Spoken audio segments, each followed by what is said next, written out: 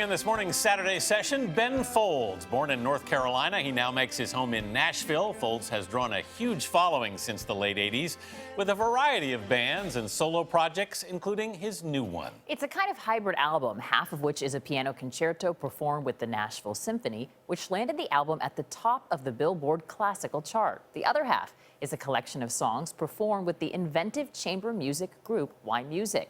Two of yMusic's members join Folds for a chat with us, followed by a set with the whole group at New York's Avatar Studios. Ben Folds has always featured the piano in his music, but this is something else entirely, a nearly 21-minute concerto in 3 parts. Folds agreed to write it for a ballet after a night of drinking. I don't drink wine much, it's true, but I had drank a lot of wine the night that I was asked, would I do a piano concerto? I said, yeah, sure, I can do that. That sounds good.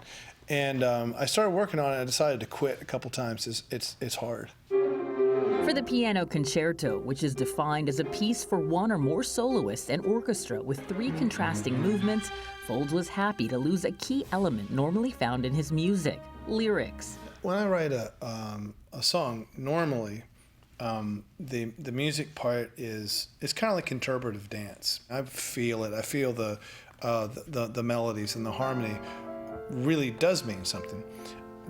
I find it a little bit of a pain to have to fit lyrics to that and not upset the release and the tension of it.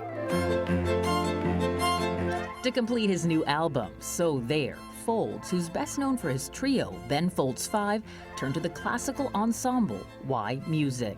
I woke up to a text message from Ben saying, "Hi CJ, you don't know me, I'm Ben Folds. Next time you're in LA and you have a day off, I'd love to buy you lunch and talk to you about yMusic." And I was in LA and I had a day off. That's true.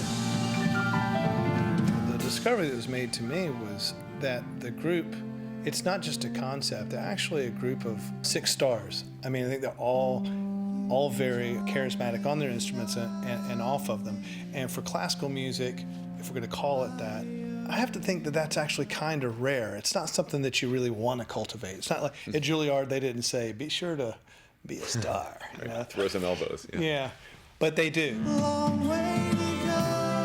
This unique collaboration, blending pop and classical music, began a year ago. Would you call it pop music? It's pop music. I think it's allowed to be called that. And there's such a precedent for orchestral instruments in pop music. And I think what we just did was take away all the other instruments and just have those, So that's an important point, because we kept on calling it and strings if we were thinking about writing an arrangement which had a rock band, and then you just add the classical instruments for ornamentation and to make you look important. But this, we pretty much cut legs out from underneath the rock band and just made it stand on yMusic sound. We never would have imagined that we could have found someone to work with who would teach us so much about our group and what we could sound like. I think we're all kind of different musicians from making this record.